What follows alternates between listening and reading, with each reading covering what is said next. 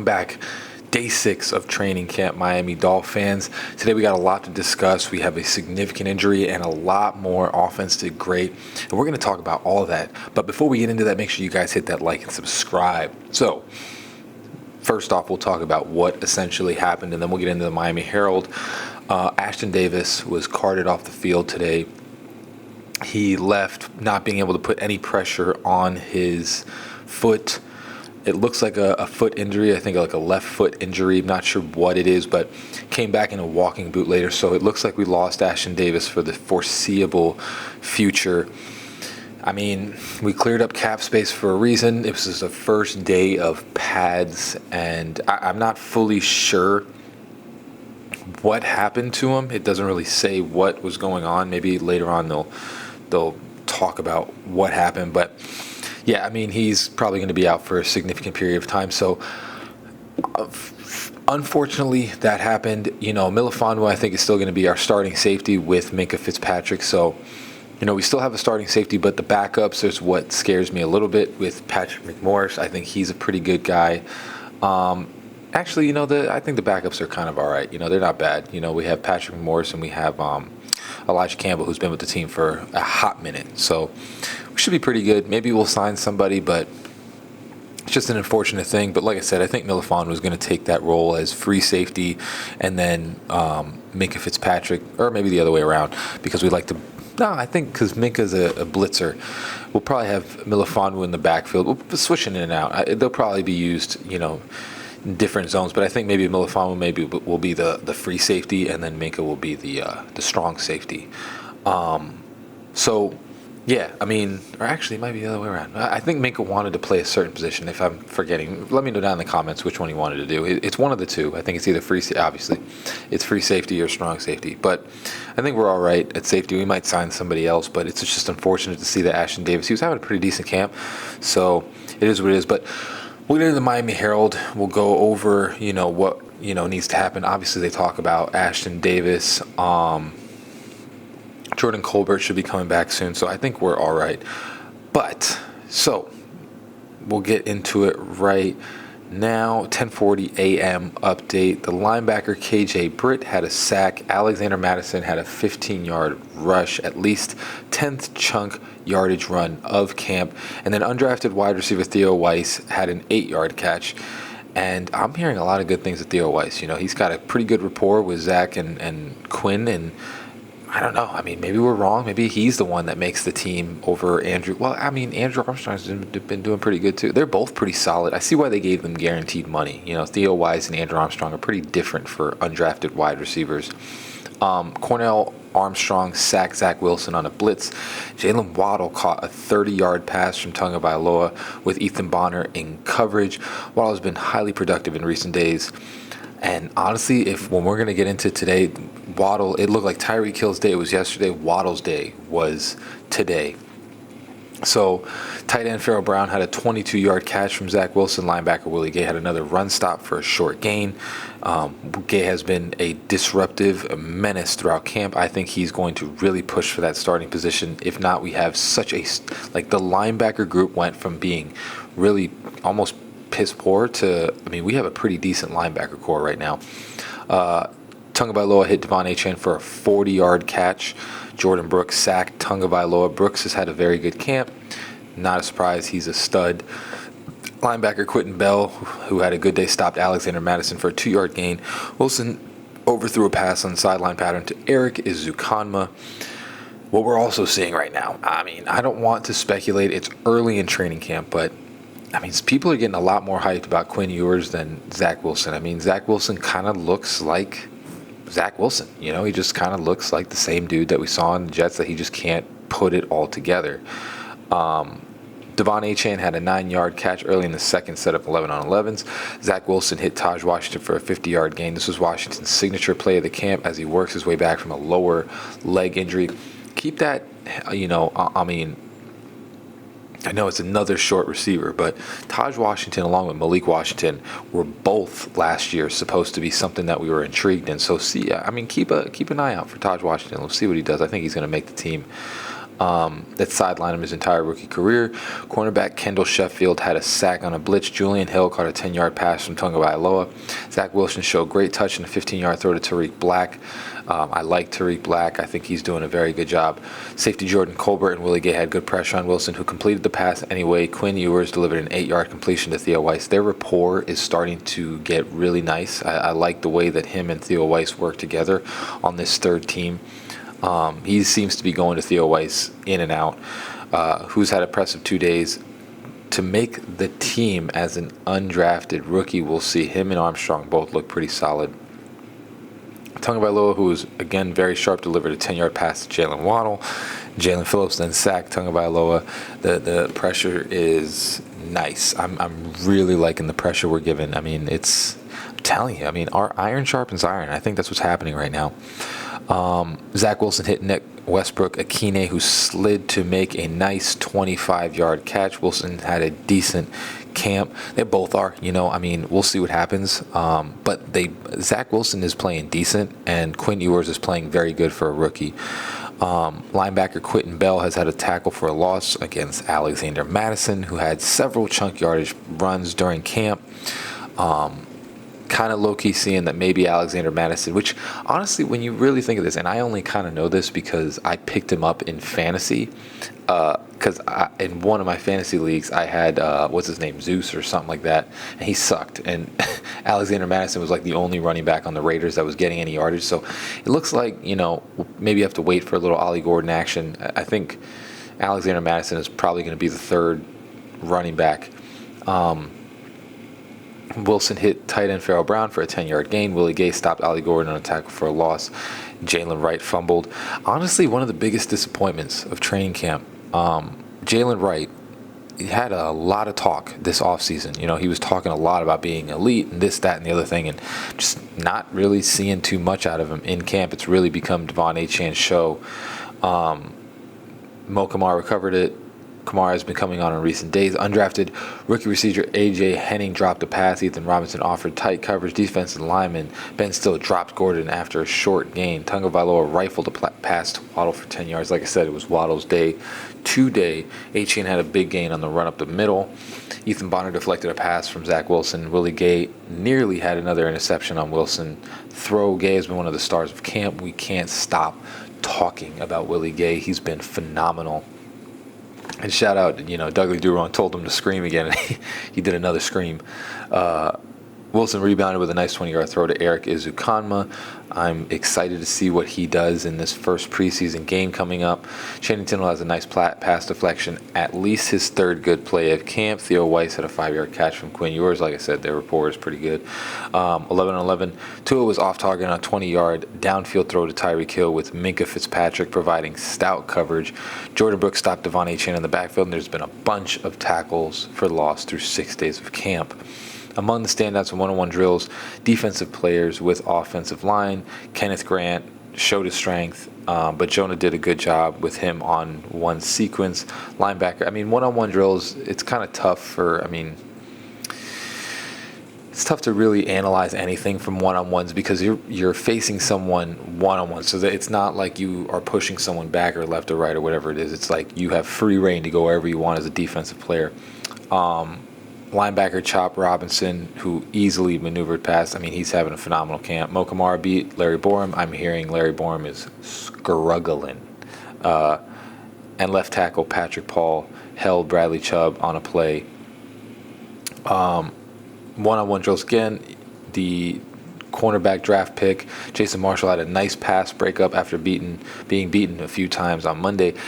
Quinn Ewers lofted a 25-yard pass to Tyreek Black, who dropped it in the end zone. Not great. A.J. Henning, one of the 4 undrafted, had a nice catch from Tagovailoa and then caught 2 more passes in those drills. Ewers had a nice throw to Jalen Waddle for 15 yards. Like I said, he was eaten today. Cornerback Isaiah Johnson had good coverage on a pass to Eric Izukanma. Taj Washington had a drop over the middle. Tua threw a 40-yard touchdown pass to Izukanma, beating Isaiah Johnson. And then we're also going to be talking about, Liam Eichenberg is wearing a compressive sleeve on his left leg. That's kind of tough. I really would like him to be a backup because we just paid him. Brent Skill is stepping in. Keon is an option. Tua fumbled a training camp snap from Andrew Meyer, who's been playing pretty well. I think our backup center is the one thing that I'm sure of. Andrew Meyer looks legit for a backup. And then pretty much Chop Robinson had the orange jersey, and that's kind of how it wrapped up. Darren Waller still remains sidelined. Yeah, that's how it pretty much went. So we'll talk about it a little bit. Jalen Waddle definitely ate today, but this was a much more even keel. Like the defense was making plays and the offense was making plays. What I can say here with Ashton Davis, it's unfortunate. It kind of sucks because he was playing pretty well. I don't know the severity of the injury. We'll probably get that later on in the week. But what I'm hearing is he definitely had a walking boot and he was carted off the field. I don't know what happened, but it sucks because right now we're down to pretty much Patrick McMorris. I feel like is going to start with Minka, so we'll see what happens with that. So all in all, I mean, what I take from training camp and the Palm Beach Post is saying this again. Willie Gay is pushing for a starting job. He's having a phenomenal camp. Pads came on. Nothing was different with him. He was making plays all over the field. I think he stopped Jalen Wright for one. And honestly, what we're seeing right now with the Dolphins is it's a battle. The defense is making plays and then the offense is making plays. The defense is making plays and the offense is making plays. And I'm telling you, we're starting to become much more molded. Honestly, at this point, when you can kind of consider the years past, we can all really consider this as the defense starts out good, then the pads come on, and then the offense just starts lighting it up. And that's basically how it goes usually. Anthony Weaver kind of made a little bit of a difference last year, but for the most part, it was like defense, offense, and this is a different type of scenario for us, I think, as Dolphins fans, because usually it's one-sided or the other. And right now I'm seeing, number one, the biggest takeaways we can take from the first day in training pads is our pass rush is sick. Chop Robinson was wearing the orange jersey today, and I think he's had a sack in every single practice, which is understandable. I think, Chubb is playing phenomenal. Jalen Phillips had another sack today. I mean, these guys are eating. This pass rush is going to be very dangerous coming into this season. And like I said, I mean, Kenneth Grant looks good. Zach Sealer looks good. The whole entire front seven. Jordan Brooks was making plays. Willie Gay, I mean, I don't know who's going to start, Terrell Dodson or Willie Gay. Because, I mean, I don't think Terrell Dodson has been on the field yet. So, I mean, you kind of got to consider that. It's like you're going into preseason. You're going into the season, depending on when Terrell Dodson, actually shows up to practice and can practice, it's like, do you ride the hot hand or do you put Dodson in? And it's kind of funny because Dodson was, the guy that was pretty much the hot starter last year, so it's like, what do you do there? Because Willie Gay is playing phenomenal. It's again, the safety position, I think we're okay on that. The corners, they're playing well. The offense is making some plays, but they're also getting stops. It's like, that's what you want to see, because, again, Tyreek Hill, Jalen Waddle, they're going to make plays. It's like, and today was Jalen Waddle's day. They're going to make plays. They're going to beat your corners. It's almost impossible for a cornerback to cover fully a Jalen Waddle and a Tyreek Hill. Jason Marshall is, batting balls down, and he gets beat sometimes. It's understandable, but again, I think they're playing well enough. We'll see what Jack Jones does eventually. I think Mike Hilton being there is a very solid thing. And like I said, when Cater Co, we still have pretty much an entire month until football starts. Well, preseason, but until football starts like fully, I think having Cater, Mike Hilton, and insert whoever takes the job this coming year. Which, if Jack Jones can hold his crap together and, stop going to, the club all the time, spending money, doing all those things, and he can separate himself from his past and start looking towards his future, he can be a very viable player in this league. He was a great starter. He has 7 interceptions in his career. I think at one point he had like a year that he had like more than 4 interceptions. Or maybe I'm tripping. Maybe it was a year where he had 7 interceptions. I don't remember. But he can be a very viable option. And then you also have Jason Marshall Jr. out there. And the one key thing that I think I want to talk about is honestly Jalen Wright. I mean, I know I was hyping him up this offseason. It's still early, but I've been very disappointed. Stock down on Jalen Wright. I've been very disappointed. He fumbled today. He hasn't really been breaking off runs. Now, again, I don't know. I feel like he would be playing with the first team and the second team. It's like he's not really doing what I thought he was going to do. I thought he was going to really show out and show up, and it was going to be like Devon Achane and then Jalen Wright with big run. And it's really just been like Devon Achane eating up 10-yard runs and Jalen Wright kind of like getting stopped for 2. So we'll see what happens. It's still early, but he's been kind of like my stock down for this training camp so far, especially with pads on. It's like, I don't know. It was a lot of talk this offseason about, him. He was talking himself up for what he was going to be, and it hasn't been that, and I'm very disappointed in that. And honestly, we could say if we're going to go stock up, I would put, Willie Gay and the defensive line. I mean, this defensive line, this front 7 looks legit. It looks like they're really going to start competing against the top teams, and that's what we've always been looking for. It's just been one of those things that we haven't had this for a very long time. It was supposed to be that with Chubb and Jalen Phillips a couple years back, Sealer and Wilkins, but Jalen went down, and then Chubb went down, and it just wasn't meant to be that year. But this pass rush looks so stout. It's going to compete. This is something that, we were building this offseason. This can compete. I think personally, it's going to be a hot take.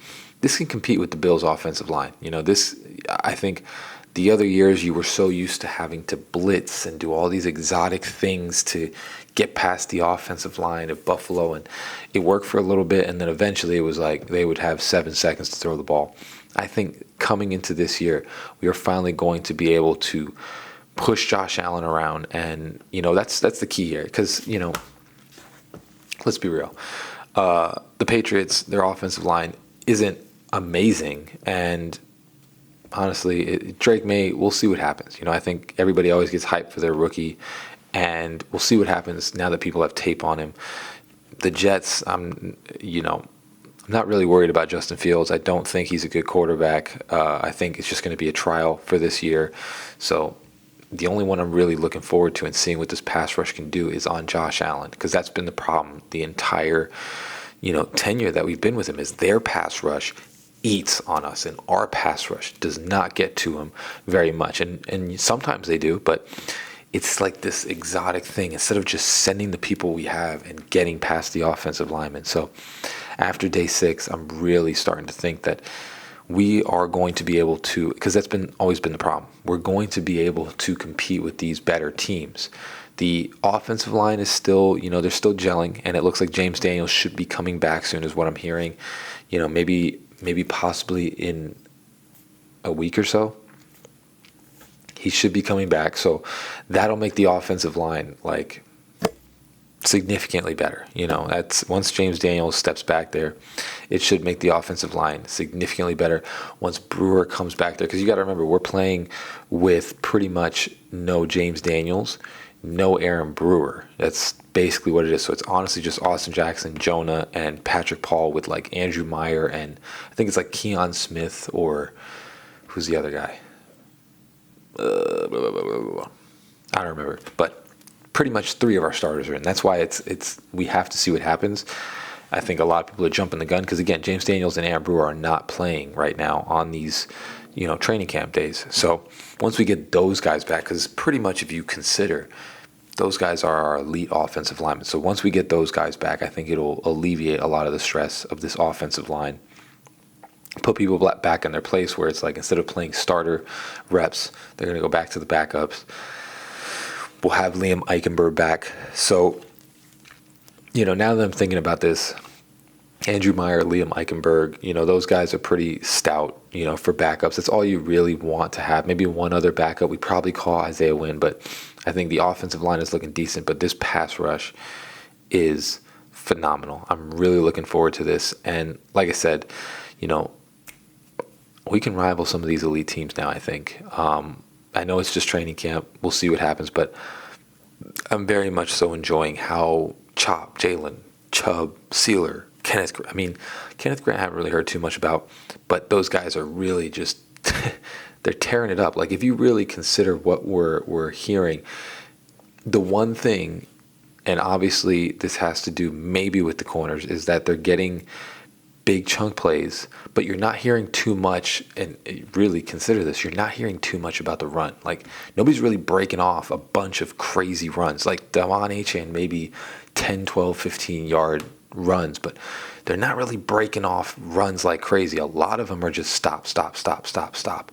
So that's a telltale sign of this front seven, and that's what we need, because if we can do that, then we can eat on the pass rush and start getting sacks this coming year, and hopefully alleviate the stress on these corners, and we'll see what happens. But that's day 6, wrapping that up pretty much in the books. First day of pads, unfortunately we lost Ashton Davis. I think we're okay at the safety position. We'll see what they want to do. I'll probably look into what they're doing with Noah Fant. I'm not sure if they signed him or not. I'll check that right now. Did they sign Noah Fant?